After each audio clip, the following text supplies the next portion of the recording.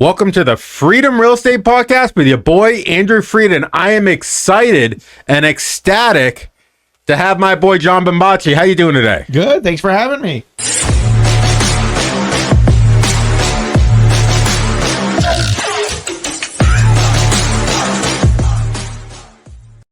Yeah, so Jon is an absolute beast. So Jon started Candor Realty, which is one of the top investor-focused brokerages in Massachusetts. He also started the simplified REI meetups, which are all over Mass, New Hampshire, and Maine. And he also owns what? 700 doors, or how many doors do you own? A little over 700 now. Yeah. Yep, he owns 700 doors. He also owns Simplified Management, which manages over 1,000 doors, right? The list goes on and on and on. And Jon's just absolutely crushing it. And you've been in real estate for how long? Probably about five years full time. So not all that long full time. That is absolutely incredible. Talk about scaling very quickly, right? So, Jon, when it comes to real estate, I mean, you obviously are crushing it now, but you have not always been this level of Jon, right? Like, where did you get started? How did you even find out about real estate? Like, what's your story? I guess I still don't see myself as this level of Jon. Okay. There's plenty of big fish out there. Okay. We're just in a little pond here, but essentially just one deal at a time, right? Take it one deal at a time. Every deal gets a little bit bigger. Every deal gets a little bit harder. And then once you do a big deal, 50, 60 units, 100 units isn't that much bigger, 120 units that much bigger, and you just kind of build different avenues to acquire properties. So more or less, you more leaned into acclimation, right? You more leaned into kind of taking on a 3-unit, maybe a cosmetic upgrade, and kind of building your skill set up and taking on bigger and bigger projects. Exactly. Yeah. So I'm a big proponent of develop your niche, get started, focus, get better than the competition.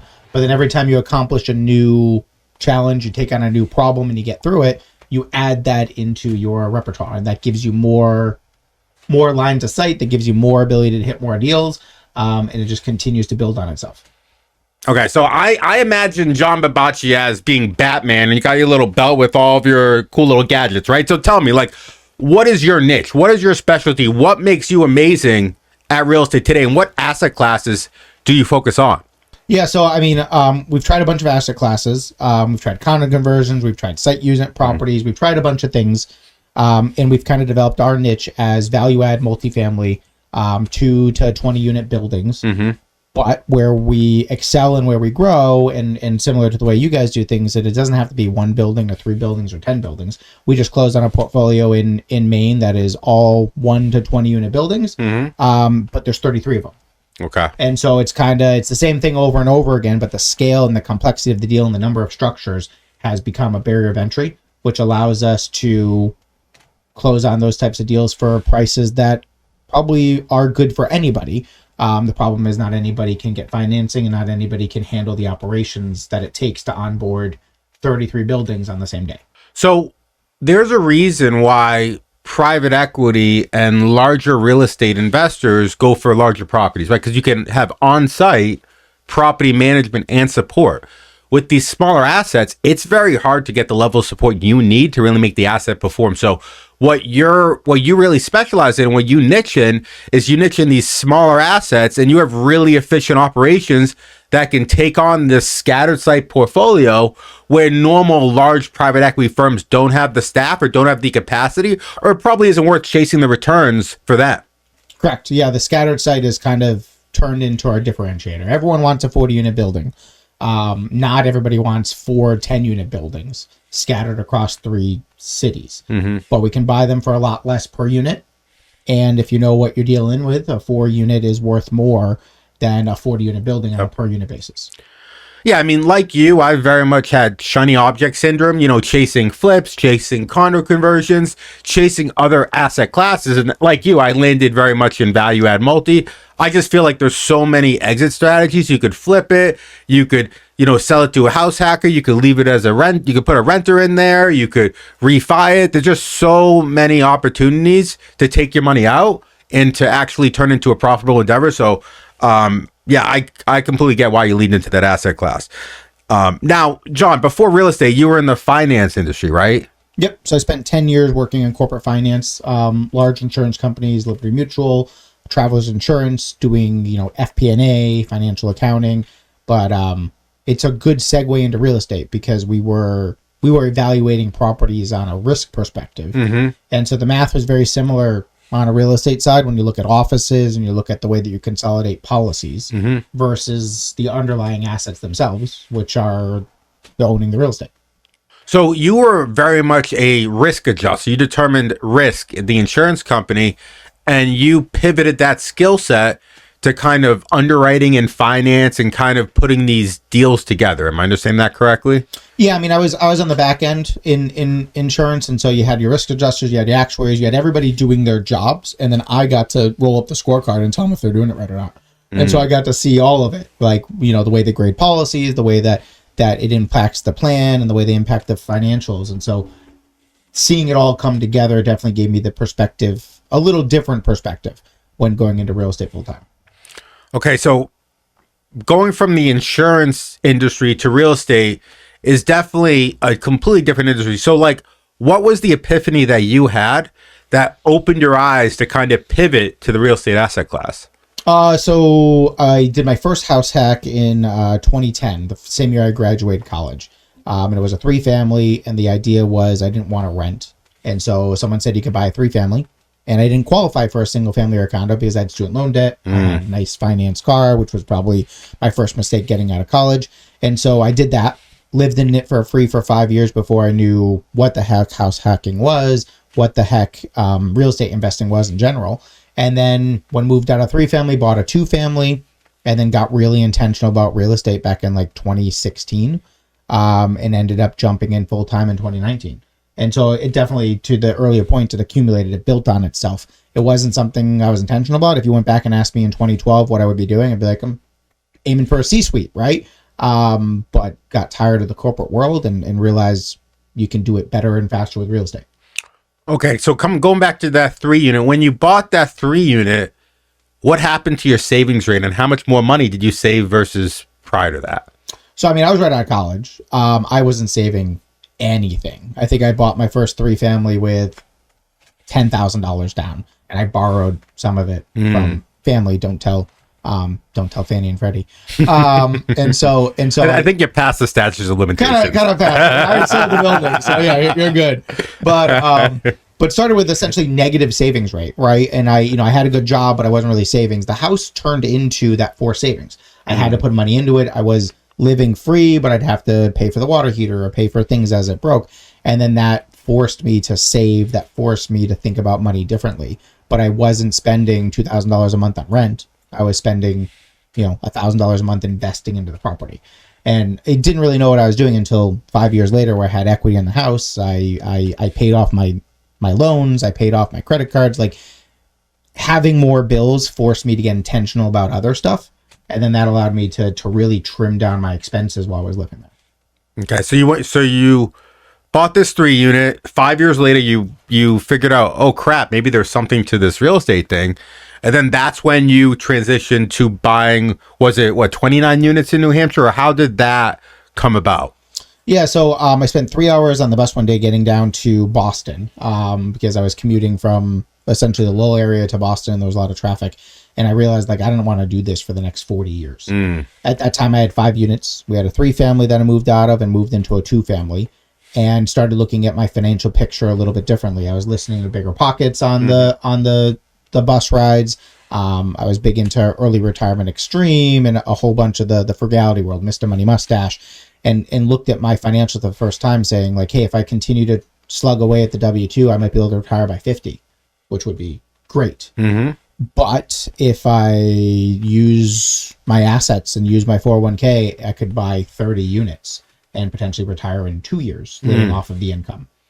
And so got the real estate bug from there, decided hey, the risk was worth the reward. And then went out there, bought 29 units. The day we closed on the 12 unit, which made up that portfolio, is the day I put in my 2 weeks notice. And that's the day that they decided to be my last day in corporate. And ever since, I've been in real estate.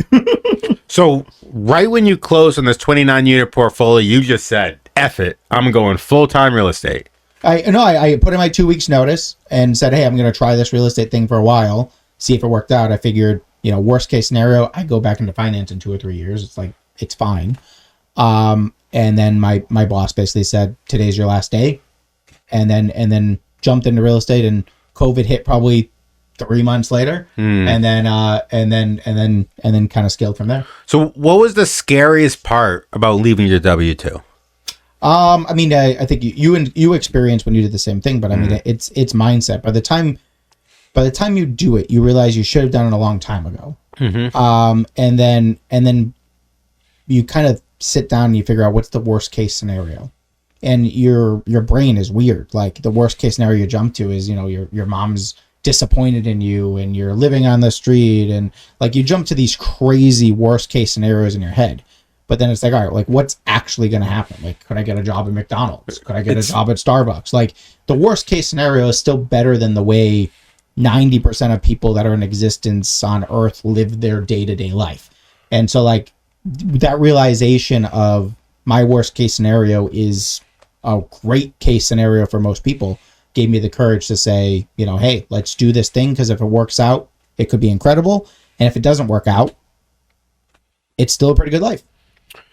I think you brought up a concept earlier about acclimation, and when you leave your W-2, it's like your mind jumps to step 20. Like, I'm gonna just instantly live under the bridge, right? Like, your life progressively gets worse and worse over time, and you could take corrective action, right? But your mind does mess with you. It's just you think the ultimate worst thing's gonna happen, right? And I've experienced that as well. But like, to your point, like, you logically approach it like, okay, I have 1-2 years of burn rate. Maybe I have spent $3,000 a month. I got that amount of cash in the bank. Like, you have time to correct it, right? And I think people don't take that into consideration. They just think the end case, worst case scenario, right? Yeah, I had an uncle that lost all his money in real estate. So like, you're going to lose all your money in real estate. But it's like, but it builds up to it. You typically don't wake up, come out of bed and all of a sudden go from making money to being bankrupt. Like, sure. It chips away itself. So, just going back to those 29 units, I know you're definitely sly when it comes to putting deals together. So I know for a fact you must have incorporated some creative financing in those deals, right? Did you do any seller credits? Did you ask for any seller finance? Did you ask for agent commissions? Like, what did you do when you brought less cash to that deal?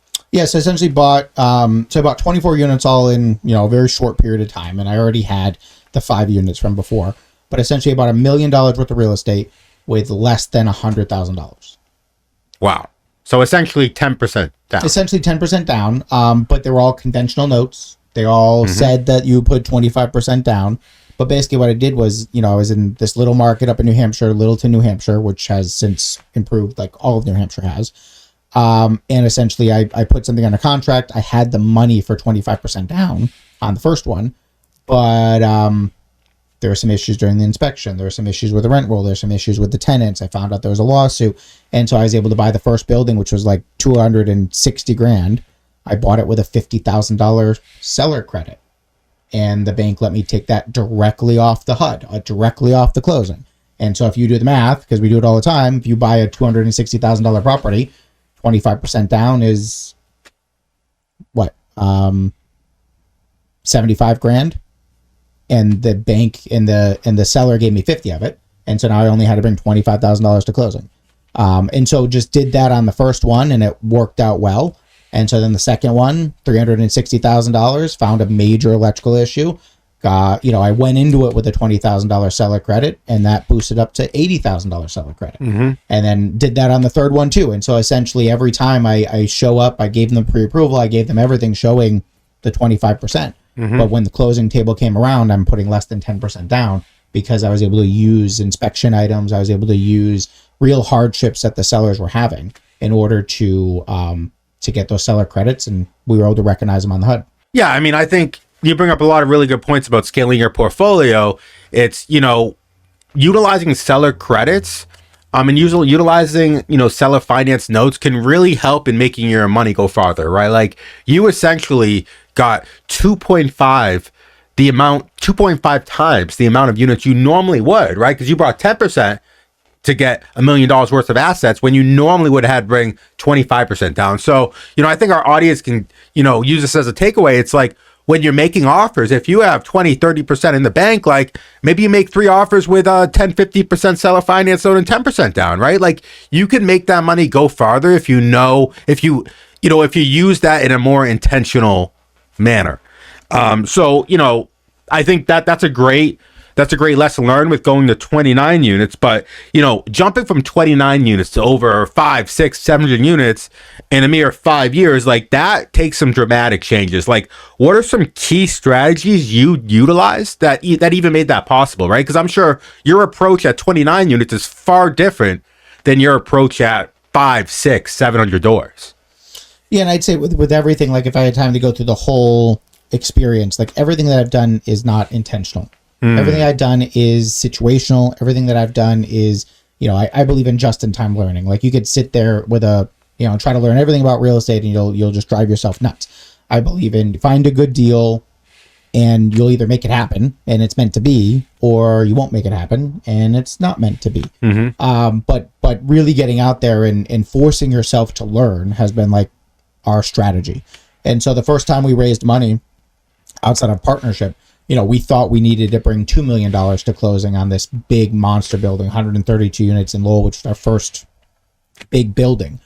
We thought we only need 2 million, and we had the 2 million accounted for with close network of friends and everything else. And then all of a sudden something changed. We already were out of pocket a couple $100,000 on due diligence, and now we needed to raise $5 million to close. Wow. And so that was like, again, we got into a good deal and we learned how to raise capital because we had to. We had 90 days to raise $3 million to close on a building, or we're going to lose a couple $100,000 of due diligence money. And so we figured out how to do that. We got to closing. It was a great project. Our investors did very well. And then over time, we've just kind of continued with that approach. As you find a good deal, you put it under contract, and you figure it out. And a lot of times you get money from weird places. You get money from people that you don't think have money, but you put it out into the world. You build your network. We got the meetups. We got Campbell Realty. We have a big network. And so we've been able to leverage that network to help us close on some of these assets where we might not have all the money accounted for in day one. So more or less, you put the reps in and you believe in your ability to make it happen. Yeah. But yeah. And then you have your contingencies in place, where if you can't make it happen, you don't lose. But essentially you force yourself into awkward situations. You force yourself to grow, or what the other analogy is, you jump off the cliff and you build your plane on the way down. And that's fine as long as you have a giant safety net at the bottom so you don't crash and burn. But that's been a lot of our methodology is, take the next leap and figure it out. Knowing that you're not gonna crash in the bottom because there's some sort of a safety net there. Yeah, so I think a good analogy is burning the boats, right? Like when your back's against the wall and you have to fight, like you make it freaking happen. Right? And I love that analogy, right? You show up to the new world, you burn your boat so you can't go back, and then you figure it out. And like if there's no retreat, you only got one option. Yep.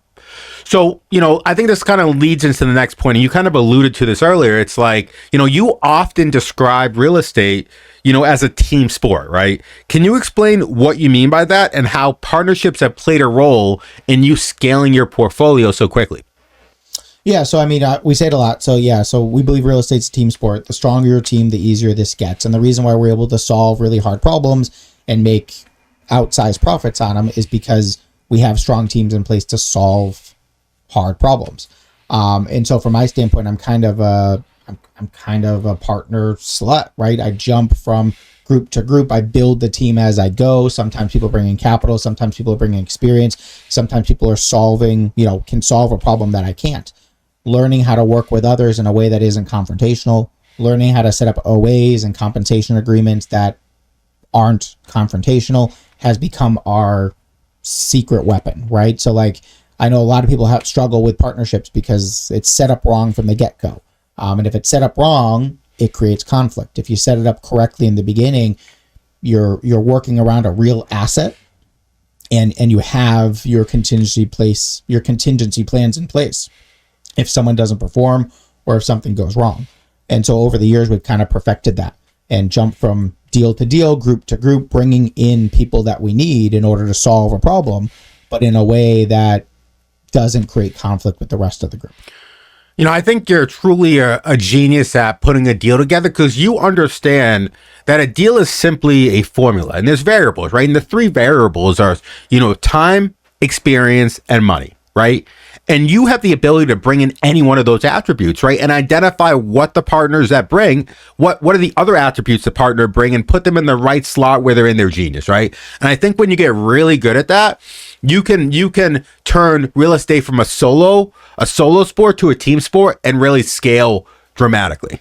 You can go fast by yourself, you can go far with a team, right? And if you keep building on the team, you can go farther and farther. So, I think at this point, obviously real estate has done very well for you, right? But like going back to, growing pains, right? Like what are some major challenges you faced with scaling a portfolio of this size, and what did you overcome and how did you overcome it? And like, I would just love for you to give like some practical, real advice for our audience. Yeah. So I'd say, so in the beginning, right, my first couple of buildings, the challenge was essentially representation. I had a very hard time finding agents that understood what it was that I was doing, why I was doing it, and how to help us do it. Like I closed on my first 10 unit and found out the agent that I used doesn't own any real estate, has never sold a multifamily before. And like that was frustrating. That was eye-opening, where like, hey, like in this industry, people will sell it like a used car. They don't need to know what they're selling. They just need you to buy it and for them to get paid. And so early on, that was the challenge. That was the obstacle, is how do I work with people that understand what I'm trying to do in markets that they know? And that's why Candor Realty was born, was so I could take investor focused agents and use them to help me overcome my problem of not knowing what's going on in Worcester, not knowing what's going on in Dover, and being able to call somebody and be like, hey, Andrew, what's going on in Worcester? And know that our interests are aligned, know that you're thinking about it in the same lens that I am, and I'm going to get the answer that I need, not the answer that someone's going to sell me. And so Candor Realty was really created so that I would have access to people that knew what was going on in the market and knew why and what we were trying to do. So, I think that's a beautiful thing. It's like, when you run across an issue or a problem, rather than you view it as something, a roadblock, you view it as an opportunity, right? And you viewed not getting the proper investment advisory help as a problem that should be solved. And that resulted in you creating Candor, an investor-focused brokerage, right? That resulted in you creating, these meetups all across the states because there was a deep desire to learn real estate investing. That resulted in you creating a large property management company because people needed help managing their properties because they didn't know what the hell they were doing, right? Yeah, and so like the meetups were born because we wanted to expand and we wanted to grow the network. We needed access to funding for some of these larger projects. Like the meetup started right after essentially the $5 million raise that came out of nowhere. And we realized we need to expand our network. And then the management company really happened because we had a third-party property manager that took us a long time to find. The owner of the company died and they were going to shut down the management company. And so we had a problem to solve. And so we started our own management company. And so it's just one of those things where, to your point, a problem comes up and we look at it as an opportunity to solve the problem for ourselves and then offer those services to others, as opposed to, just getting frustrated that real estate doesn't work and real estate is hard. So, you're so vertically integrated in so many areas. You have your hand in so many pots that all kind of lead to the same end product, right? How does that really kind of give you an edge in this market? And we're talking about owning the broker, we're talking about owning the syndication company, owning the construction company, owning the property management company. Like, how does kind of having all of those kind of pieces in place kind of play to your advantage? So, as you know, we just did our quarterly boot camp, which we were titling Life Cycle of the Deal, which is essentially like, stole it from Lion King, right? Circle of life, circle of the deal. I didn't even realize that. Lion King, right? So stole it from Walt Disney. Don't tell them, they're good at suing people. But yeah, I mean, the idea is we look at real estate as it's a circle, right? You buy a property, you manage a property, you improve the property, and then you exit the property. And there's a lot of stuff that can happen through in there. But essentially, if you exit the property and it starts someone else's circle, like it just continues.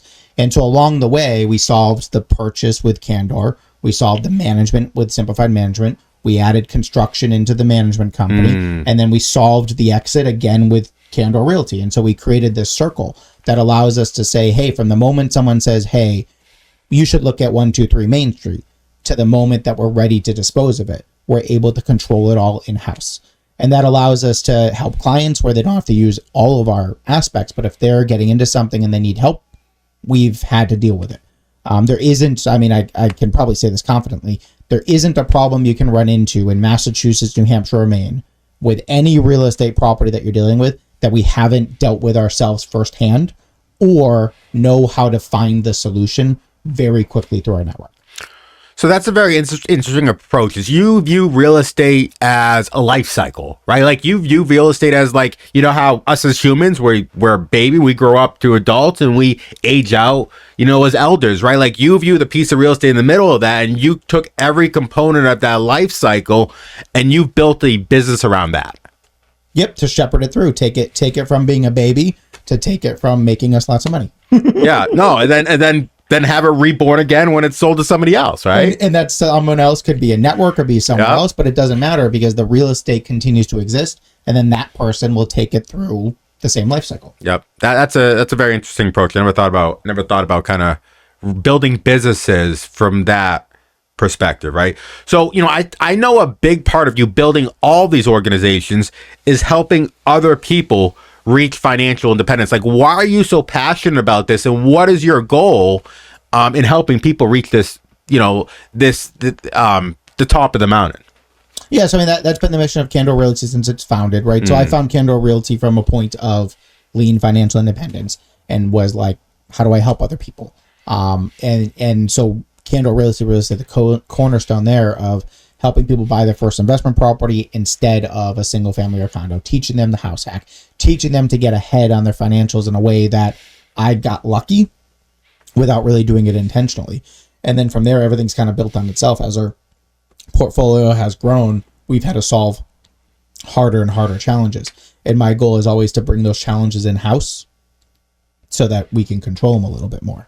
But from my perspective, it's like a good real estate client, someone that we can help, is successful in their self, right? So if you help someone with their first deal and they're successful, they're going to come back to you for the second, the third, and the fourth. And then if they have a good real estate experience and they reach financial independence through real estate, which we've seen from a Ryan Emmerich and a Matt Davis, who have been, you know, on your podcasts, now they start helping other people, and now they start growing it, and the compounded effect gets out of control. A lot of brokerages, they look at it as, hey, how do I sell someone this house and make the commission? We look at it, how do we turn this person into a multiplier of everything that we're doing? And the easiest way to do that is to make sure they're successful, because they'll naturally spread the mission. They'll naturally help other people if they can get ahead themselves. So it's more or less a It's selfish. It's extremely selfish of us, because I want people to be successful so we can do more business. But as a result, they're successful and they can spread the knowledge. And so it's a self-fulfilling prophecy. But I look at it as it's also incredibly selfish for us to try to make sure other people reach financial independence. I was thinking self-fulfilling prophecy, but thanks for closing the loop on that. Yeah, it's very selfish of us. Yeah. No, but I mean, it's honestly an ingenious approach, because what you're really doing at the end of the day is you're really just intentionally building your network larger and larger and larger, right? And as we all know, like your net worth is your network, right? The more people you connected with, the more people you provide value, the more successful you're going to be. Yep. So the first step is build the network. The second step is make the network more valuable. And there's two ways to do that, right? You can go out and you can try to look for more important people to add into the network. But what I find is more important people in real estate, like, they're probably not people I want to hang out with. And so what I like to do is I like to take my network and make my network more valuable by improving the people within it. If I can take someone that's just starting out and get to the point where they're successful and they can add to the group, that's a much more genuine connection than me going, you know, help someone build from 2 units to 100 units. That's someone that's going to add to our culture and network a lot better than if I go out and try to take someone that has 100 units already and drag them into our network. Yeah, I mean, I think you bring up a really good point, and John more or less helped mentor me in growing my portfolio, and it's like, my skill set now versus when I first started with you, like it's completely different, right? Like I'm sure you would be willing to partner with deals with me now, versus when I first started, probably not, right? Because over time that network helped build me up into the investor I am today. Yeah, no, and I mean, as people improve and as people get bigger and better at this thing, it makes the whole network better. Like you've added a tremendous amount to our network. Like can't measure it. Tremendous amount's been added to the network. That's all because we wanted to help you early on without really knowing what the payback would be. But you do that over and over again. You help as many people as to the best of your ability, and you don't know how they're going to impact other people in the future. Yeah, those are all really good points. And I think my next point I just want to mention is, and you and I were alluding to this earlier. It's like, what is one of the biggest misconceptions when it comes to real estate? So I mean, the biggest misconception right now in the current market is people buying for cash flow. And that's because you have to buy for cash flow because it needs to be an asset. So the asset has to make money.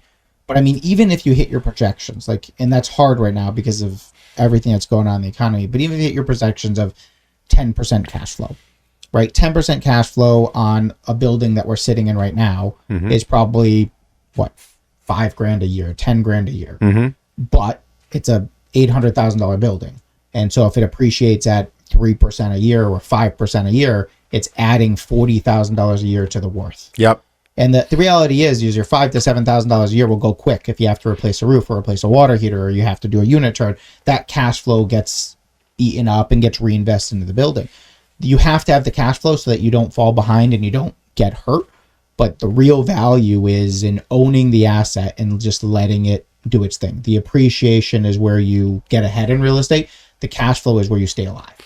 Yeah, I mean, I think you bring up a lot of really good points. It's like in real estate, cash flow is very much a defensive mechanism, and the offensive mechanisms are things you would never think about, right? Like you said, the appreciation, the forced appreciation, or the market appreciation, the mortgage pay down, but especially the tax benefits. Like you and I know that very well, just looking at our tax return every year, right? Like you and I probably effectively pay a 1 to 3% tax rate because of real estate.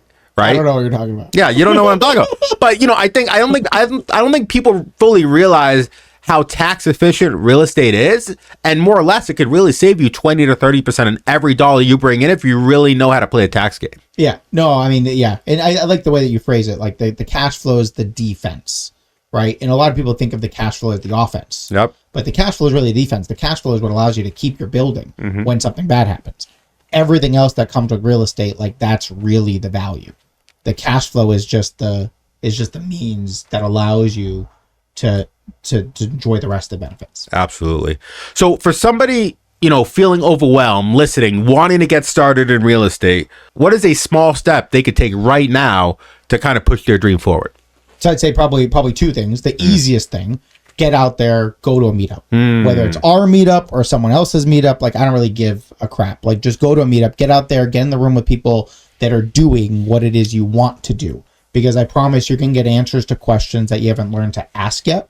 And without having answers to those questions, you're going to find a lot of excuses not to move forward. The second thing I would kind of recommend, and I'm doing a presentation on this, and I want to kind of build it into a lot of what we do, but is try to find your niche. There's something that you're better at than I am. And there's something that you're better at than most of the other real estate investors out there. Your job isn't to do 100-unit portfolio next week. Your job is to close on one property and get started. And the faster you can identify what's your niche, the easier that's going to be. So what I mean is, if you're an electrician, look for a property with electrical problems. If you're a plumber, look for a property with plumbing issues. If you're a project manager, if you're well organized, if you have energy, if you have money, there's really anything that you could bring to the table that's different than, the 100 people that are sitting in that meetup with you. One of the reasons why I wanted you to go to that meetup is to identify what makes you different. Talk to people, see what they're doing, see where you have an edge, and then focus on that edge. You don't need to know everything. You just need to know one thing better than everyone else in the room and figure out how to capitalize on that. Yeah, I mean, I totally agree. I think, one of the reasons you and I are so successful is we know who we are, right? And I think added to John's point is, maybe you take some personality tests and understand what you're good at versus what you're not good at versus what gives you energy versus what takes energy away from you. Because ultimately, if you're good at something and it gives you energy, you will eventually be an all-star at that thing. And then you learn to partner and you work with people that have different passions, different energy, Exactly. different focus. And so if you hate dealing with tenants, which I am not good at dealing with tenants, you find someone that you can partner with, or you build a management company so you can get a freaking away from it, but you find a way to get yourself out of the stuff you don't enjoy so you can focus on the stuff you do enjoy. Honestly, John's a pushover. I rented for him for 3 months, never paid this guy rent. So I think this will lead into our final segment, right? So when it comes to Candor and Jon Bombaci, like, what's next? You've obviously already achieved a lot of your dreams. Like, what is your end goal for your company and for yourself? I mean, our goal right now is, we're growing the mission. We're our goal is 5 states in 5 years. We're in our 5th year. We're in Massachusetts, New Hampshire, and Maine. We're going to launch in Rhode Island, Connecticut by the end of the year. So we'll hit that goal. And then the goal is really to expand from there. More meetups, more actionable training, but really focusing on helping people reach financial independence, because it's the biggest, selfishest thing I can do. And then grow the network off of that. By helping people get ahead, our network will get stronger. The people within it will be able to help more people grow. And the easier this thing's going to be. We're working on a 500 unit portfolio up in Maine, like monster, giant. Like if we can get over that hump and get it to close, it's going to put a lot of things on the table that'll allow us to grow in a more intentional way in the future. Yeah, I mean, when you're one of the top landlords in one given state, you kind of have a little pull to do things, right? And then the game changed a little bit, which we're starting to get into, where landlord associations and political events, like eventually we'll probably grow to the point that we need to have those things in place. I'm not there yet, so we're just keeping our head down and trying to grow. With more success comes more eyes. With more success comes the ability to change things that drive you nuts. So similar to what we talked about before, where there's problems in the way our laws work. I have to act within the laws right now because we're not big enough to change them. But I mean, the idea would be is as we grow, as we have more clout, as our network gets bigger, hopefully there's a world in which we can influence some of the things that don't make any freaking sense that are happening on a state and federal level. And that's why I love John's, because when I see a problem, he sees an opportunity to grow, right? And he sees problems that he can fix and make better, right? So I commend you, John. I commend you. So I think this is kind of one of our final questions is where do you see the biggest opportunity in the market today? So there's a lot of soft spots in the market that I think are coming out. We've seen rents plateau. We've seen some people get in trouble over the last couple of years where they didn't quite understand exactly what they're buying or how they were doing it. I think as rates continue to come down, I think the market's going to continue to stay status quo. So I think the biggest opportunities right now are finding people that are a little bit over leveraged, finding people that have some sort of an outside influence that's causing a distress. There's plenty of good deals out there right now. I think they're going to be more prevalent over the next 6 to 12 months. And I would just kind of say, focus on your niche, focus on finding someone with a distress that aligns with what you're looking to do. And there's tons of opportunity right now. And there's a good chance that the next 6 to 12 months is the best time to buy real estate over the next 5 years. If rates continue to come down, if stuff happens with our economy where, especially in New England, we have a lack of supply, we have a lack of the ability to put new units on the table. Now is a great time to buy great deals. And there's plenty of them out there if you know how to identify them. Yeah, I mean, the best time to start a business, and some of the top organizations in the world started this way, is during a recession, right? And, I can't confidently say it's a recession according to any economic metrics, right? But what I can tell you is it is surely a recession based off vibe, right? And, the economy and the stock market, it definitely very much moves with human emotion. So I could definitely see right now being a fantastic time to invest. Is when other people don't want to invest, that's the time you should invest. And there's a good chance that we have a natural floor in New England just because of the uniqueness of our market and some of the building code and some of the legal issues out there where we might have already seen the bottom and people probably haven't realized it at scale. Yeah, it's great advice. So, Jon, appreciate you coming on here. Now, tell audience members, where can they learn more about Jon Bombaci and all the amazing things you were doing? Easiest way, check out our website, Kendall Realty, check us out on Facebook, but more importantly, come to one of our meetups or just go to any meetup, right? That's your homework. If you haven't been to a meetup yet, go to a meetup. If you want to meet us in person, come to a meetup. Andrew always hosts the Worcester meetup every month. I'm always at the Lowell meetup, but I try to get out there as often as I can. That's the best place to track us down and find us is get us in the environment where we're intentionally giving back because we have time and we have energy to do it then. If you show up at my office unannounced, I can't guarantee the results, but if you get me in the venue where I am giving back my time intentionally, very happy to help you with any problem you might have, absolutely free of charge. Great. And, I do like to leave our audience with one final gem. So, Jon, if you could go back in time to your 20-year-old self and give you one piece of advice to ensure your success in the future, what piece of advice would that be? Probably don't sweat the small stuff. And that's probably where I still struggle today. And my business partners can tell you a little bit too, is something goes wrong, something could have been better, something we missed in due diligence that we should have caught. It drives me nuts. I build a process around not missing that thing again. But the actuality comes in and it's what did that actually cost you? And it's it cost our property manager a little bit of frustration. And it's so how much money did that mistake cost you? And it's not much at all. And so I get frustrated when things don't go in a way that I can predict. But my biggest advice to myself when I was 20 or biggest advice to myself now even still is try to keep things in perspective. Things are always going to go wrong, but don't sweat the small stuff. Focus on the big things, push forward with intention, and let the little things go. You heard that here, folks. Let the little things go. I just want to thank Jon for coming on the Freedom Real Estate Podcast, and I just want to thank our audience for listening, and you have a great day. Take care.